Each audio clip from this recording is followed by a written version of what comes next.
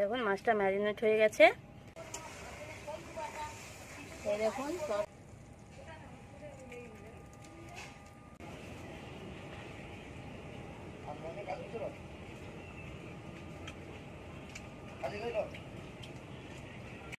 নমস্কার বন্ধুরা, Mita daily cooking and ব্লগে আপনাদের সকলকে স্বাগত।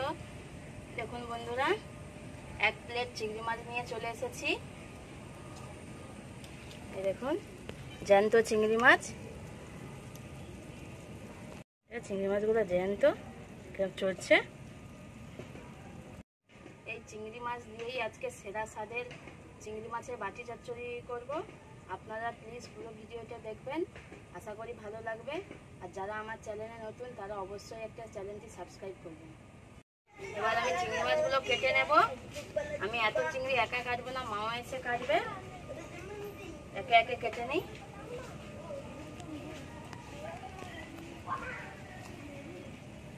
দেখুন জ্যান্ত চিংড়ি, সব লাফাচ্ছে, পা নড়ছে।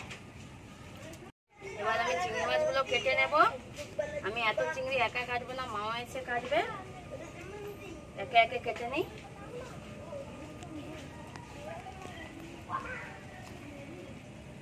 দেখুন জ্যান্ত চিংড়ি, সব লাফাচ্ছে, পা নড়ছে।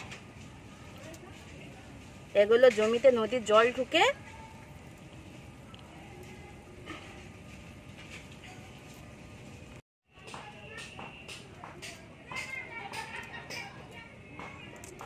চিংড়িগুলো আমি ধুয়েই কাটছি, কিন্তু নাহলে ধুয়ে না কাটলে এই ঘিগুলো সব বেরিয়ে যায় কাটার পর ধুলে। ওই জন্য চিংড়ি মাছ সবসময় ধুয়ে কাটবেন, ভালো হবে। দেখুন এই চিংড়িগুলো জমি থেকে পেয়েছি, লোকের বাড়ি, সেই লোকের বাড়ি থেকে কিনে নিয়ে এসছে।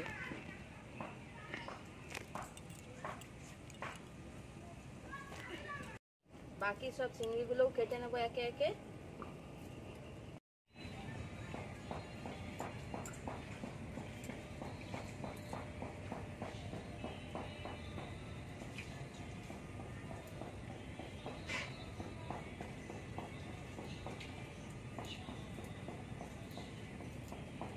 চিংড়ি মাছগুলো টাটকা ছিল।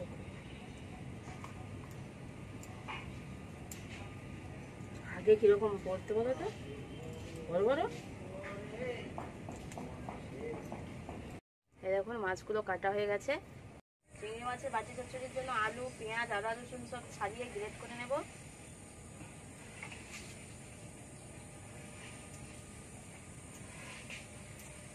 আপনারা না চাইলে আলু নাও দিতে পারেন।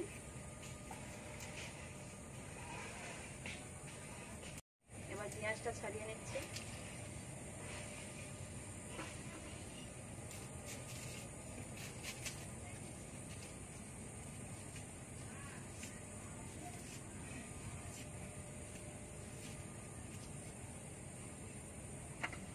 আদা,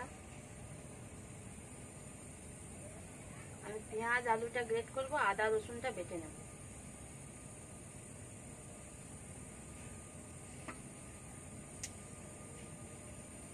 আলু পেঁয়াজটা ধুয়ে নিয়েছি, এবার গ্রেট করে নেব। একটা গ্রেটার নিয়ে নিয়েছি। প্রথমে আমি আলুটা গ্রেট করব।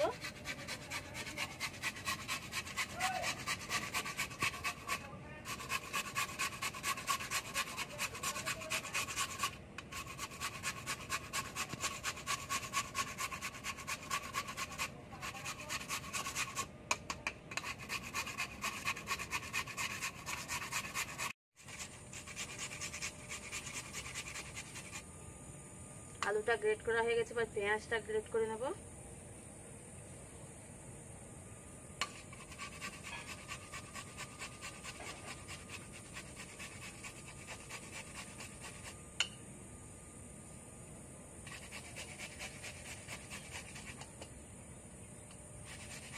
পেঁয়াজ আপনারা বেটেও নিতে পারেন, আমি গ্রেট করে নিচ্ছি।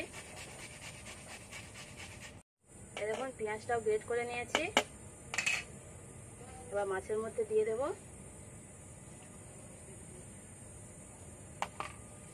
এখানে আলুটা আর একবার ধুয়ে নেব। জল চিপে চিপে মাছের মধ্যে দিয়ে দেব।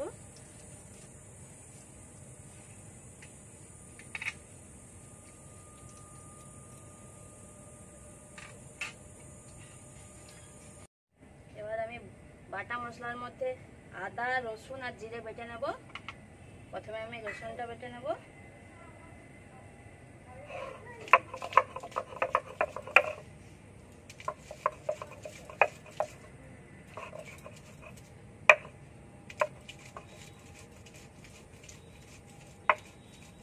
রসুনটা বাটা হয়ে গেছে, তুলে নেব।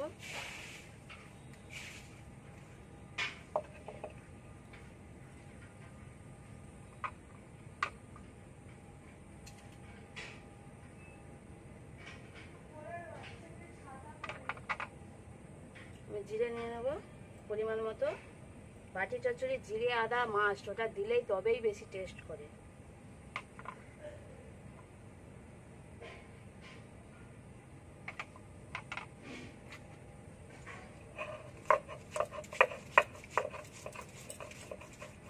যারা আবার পেঁয়াজ রসুন না পছন্দ করে তারা জিরে আদা দিয়ে করলেও তাও ভালো লাগবে খেতে।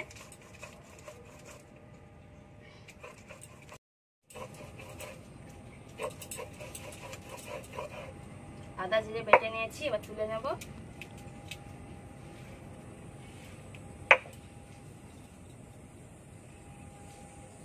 আমি একেবারে মাছের মধ্যেই দিয়ে দেব।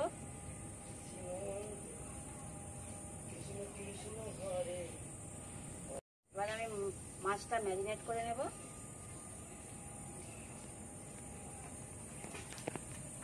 দিয়ে দেবো হলুদ গুঁড়ো পরিমাণ মতো,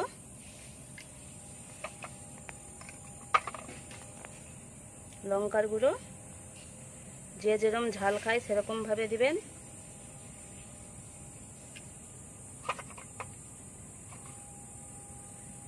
লবণ,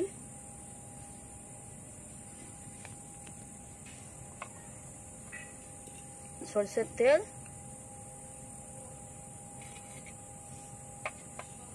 দিয়ে ভালো করে ম্যারিনেট করে নেব মাছটা।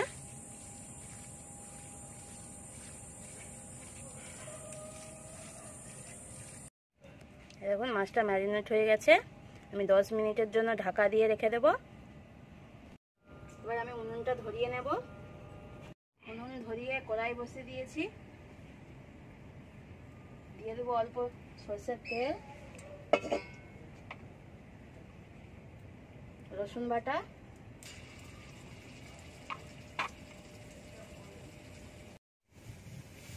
রসুনটা ভেজে নেব। রসুনের একটা কাঁচা গন্ধ আছে, তাই রসুনটা ভেজে নিচ্ছি। এবার ম্যারিনেট করা মাছটা দিয়ে দেব।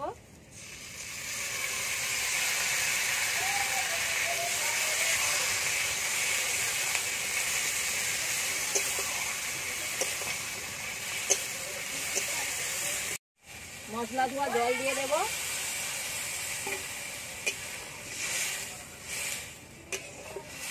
আর একটু জল লাগবে।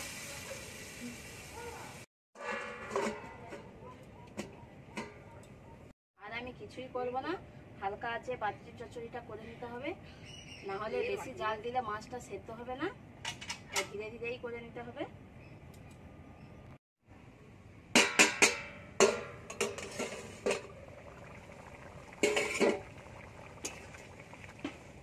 মাঝে মাঝে খুলে এরকম মেলে দিতে হবে।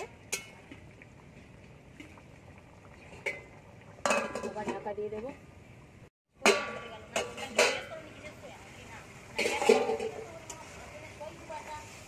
এই দেখুন তরকারিটা হয়ে গেছে, এবার নামিয়ে নেব। নামানোর আগে গরম মশলাগুলো দিয়ে দেব।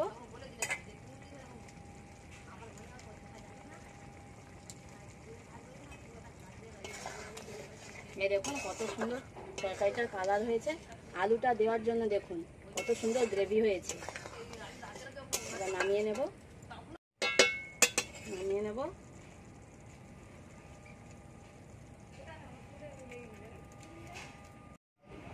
রান্নার কাজ শেষ, ছেলে খেতে বসে পড়েছে। দেখ বাটি চচ্চড়ি হয়েছে, তোর প্রিয় খাবার। মা আমাকে এই একটু দেখুন, চিংড়ি মাছ বেছে বেছে দেবে। গ্রেভিটা দেখুন কত সুন্দর, আলুটা দেওয়ার জন্য কত সুন্দর কালার এসেছে দেখুন। চিংড়ি মাছ, হ্যাঁ। এইটাই চিংড়ি মাছ আছে। চিংড়ি মাছ কেন